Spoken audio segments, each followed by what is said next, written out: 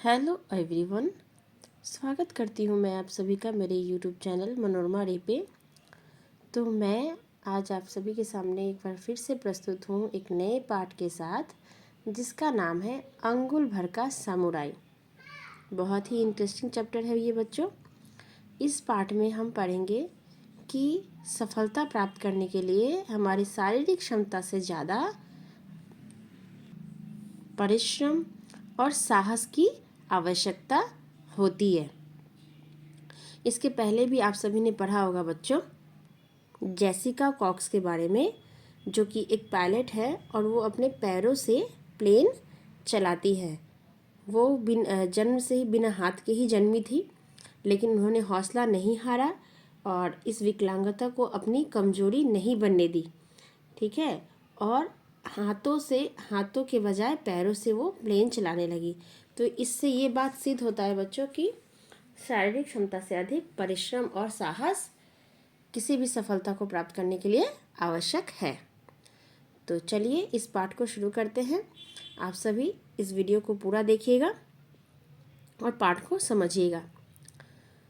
तो बहुत वर्ष पहले की बात है। ये जापान की एक कथा है, जिसमें एक गांव में पति पत्नी रहते थे और भगवान सुमियोशी, जो जापान के भगवान हैं, उनकी कृपा से उन्हें एक बच्चा हुआ जो कि एक अंगूठे के साइज़ का था। ठीक है, एक अंगूठे जितना था। तो उन्होंने अपने नन्हे बेटे का नाम रखा इस्सुन बोसी। इस्सुन बोसी का अर्थ होता है बच्चों अंगुल भर का आदमी। अंगुली जो है, फिंगर जिसको बोलते हैं हम लोग, ठीक एक उंगली जैसा ही उसका हाइट था, इसलिए उसका नाम इस्सुन बोसी उसके माता पिता ने रखा। तो इसी तरह का इस्सुन बोसी जो था वो बहुत चतुर और समझदार था। वो अपने दोस्तों के बस्ते में छिपकर उसके स्कूल चला जाता और अध्यापक जो भी बात बोलते उसे ध्यान से सुनता और जो कुछ भी सुनता उसे एक बार में याद हो जाता था। तो वो अपने दोस्तों के साथ जंगल में खेलने जाता और दूसरी ओर एक सुंदर नगर उसे दिखाई देता जब भी वो खेलने जाता जंगल में। घर आकर इस्सुन बोसी ने अपने पिता या माता को बताया कि उसने जंगल के पहाड़ी से एक सुंदर नगर देखा है। वो उस नगर को देखने जाएगा और बड़ा आदमी बनेगा। तो पिताजी ने कहा कि नगर में बड़े बड़े व्यापारी, कलाकार, विद्वान और सामुराई लोग रहते हैं। तो सामुराई क्या होता है, उसने पूछा। तब पिता ने बताया कि सामुराई लोग बड़े बलवान योद्धा होते हैं। वे किसी से नहीं डरते और अपनी बुद्धि, चतुराई और समझदारी से बड़ी बड़ी मुसीबतों का सामना करते हुए विजयी होते हैं। तब इस्सुन बोसी बोला कि मैं भी समुराई नगर जाकर सामुराई बनूंगा। तब पिताजी ने हंसते हुए कहा, सामुराई बनोगे?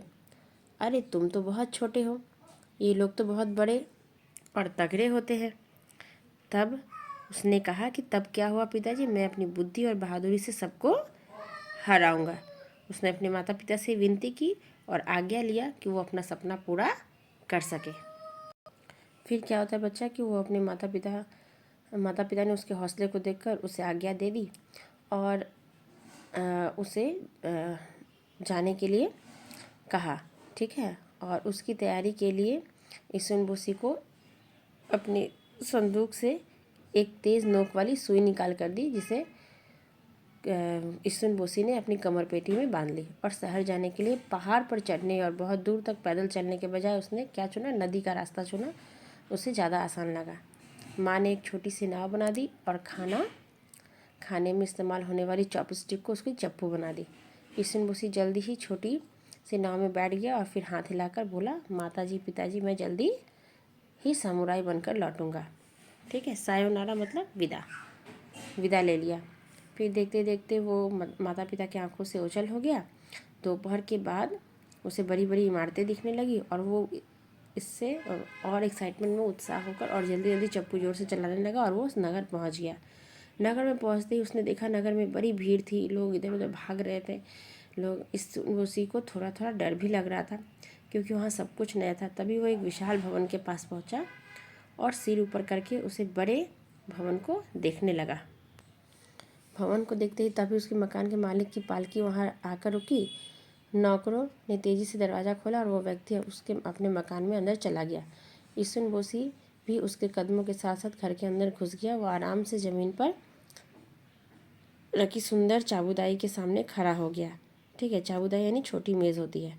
उसने सोचा कि अवसर है बात करने, और उसने बड़ी नम्रता से कहा कोन्निचिवा। कोन्निचिवा यानी नमस्कार। ठीक है, जापान में नमस्कार को कोन्निचिवा कहते हैं। मकान के मालिक ने आवाज़ की तरफ देखा तो उसे बड़ा आश्चर्य हुआ कि कोई अंगुल भर का आदमी खड़ा है। उसने कहा, आप कौन हैं? यहाँ मेरे पास आने की कृपा करें। इशुनबोशी धीरे धीरे चलकर उसके सामने आया और उसने एक बार फिर झुककर विनम्रता से उसे नमस्कार किया। तो उसका यह व्यवहार देखकर वो बहुत प्रभावित हुआ। ने अपना परिचय दिया कि नगर में आने का उसका उद्देश्य क्या है। वह व्यक्ति से इशुनबोशी की पूरी कहानी बड़े ध्यान से सुनी।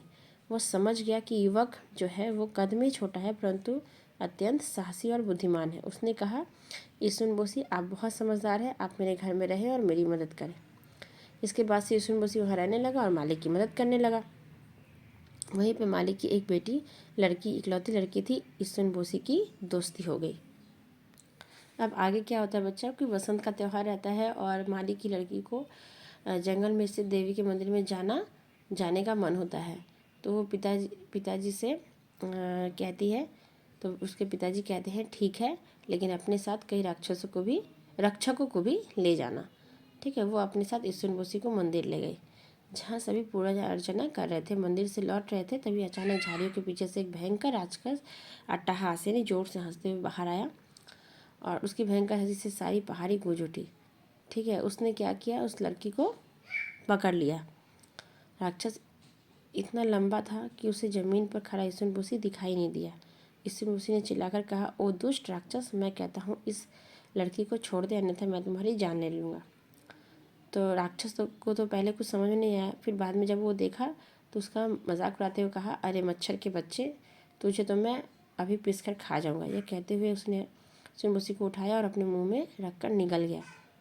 राक्षस जोर जोर से हंसने लगा और लड़की को उठाने के लिए झुका। तभी उसके पेट में अचानक से दर्द हुई, क्योंकि इशुनबोशी उसके पेट में जाकर अपनी पहनी सुई को चारों तरफ घुमाने लगा उसके पेट में, जिससे राक्षस को जोर जोर से पेट में दर्द होने लगा। राक्षस जोर जोर से चिल्लाने लगा और कहने लगा, ओ छोटे बहादुर, मुझे माफ़ कर दो, मैं भी कोई भी बुरा काम नहीं करूँगा और ये मंदिर छोड़कर दूर जंगल में चला जाऊँगा। इशुनबोशी ने कहा, ठीक है, तो मुझे मुंह खोलो, मैं बाहर आता हूँ। जैसे ही वो बाहर आया, वो राक्षस जो है भाग गया। अब इस तरह उसने लड़की की जान बचाई।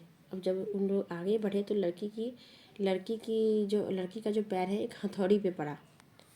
तब वो इशुनबोशी पूछा, अरे ये क्या है, तो ये हथौड़ी कैसी है? तो लड़की ने प्रसन्न होते कहा कि जादुई हथौड़ी है, इसे धीरे धीरे हिलाकर ज़मीन पर ठोकने से सबकी मनोकामना पूर्ण होती है। इशुनबोशी, बताओ तुम क्या चाहते हो? तो उसने बताया कि मुझे कुछ नहीं चाहिए, मैं तो बस लंबा होना चाहता हूँ। तो लड़की ने कहा, ठीक है। लड़की ने हथौड़ी को हिलाकर ज़मीन पर ठोकना शुरू किया और धीरे धीरे गाना गाने लगी, जादुई हथौड़ी सुनो मेरा कहना, इशुनबोशी चाहता है लंबा होना, पूरी करना उसकी ये तमन्ना, मेरा भी पूरा होगा सुंदर सपना, जादुई हथौड़ी सुनो मेरा कहना। लड़की जैसे जैसे गीत गाती गई, इशुनबोशी वैसे वैसे लंबा होता गया।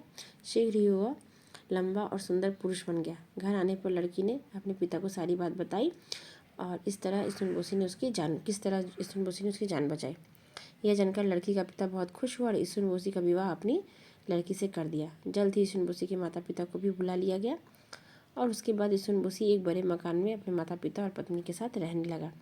तो आज भी उसकी वीरता, बहादुरी और समझदारी की कहानियाँ जापान में सब लोगों को सुनाई जाती हैं। तो देखा बच्चों आप सभी ने कि अगर वो छोटा है, एकदम छोटा है बोल के उदास होकर बैठा रहता, शर्माता कि मैं दूसरे जैसा नहीं हूँ, तो आज वो सफल नहीं हो पाता है ना। उसके परिश्रम, मेहनत और मतलब साहस के कारण ही वो आज सफल हो पाया है ना। तो हमें भी अपने जीवन में साहस और परिश्रम रखना चाहिए। हमें परिश्रम करना चाहिए और बहुत साहस रखना चाहिए, तभी हम जो करना चाहते हैं, जो पाना चाहते हैं, वो पा सकते हैं जीवन में। तो ये वीडियो काफ़ी लंबा हो गया है। नेक्स्ट वीडियो में मैं इस पाठ से जुड़े हुए प्रश्न उत्तरों का हल करूँगी। आप ज़रूर मेरे साथ बने रहिएगा। और ये पाठ आपने अच्छे से पढ़ा और समझा है यदि, तो आप सभी मुझे कमेंट में बताइएगा कि जापान में नमस्कार को क्या कहते हैं। ठीक है, कमेंट करके बताइएगा। अगर आपने ये वीडियो पूरा देखा है तो आपको पता होगा। और साथ ही ये वीडियो आपको कैसा लगा, अगर ये वीडियो आपके लिए ज़रा भी हेल्पफुल हो तो मेरे वीडियो को लाइक, मेरे चैनल को सब्सक्राइब ज़रूर कर दें अगर आप नए हो तो, ताकि कोई भी वीडियो आए तो सबसे पहले आपको मिले। मिलते हैं नेक्स्ट वीडियो में, तब तक के लिए बाय एवरीवन।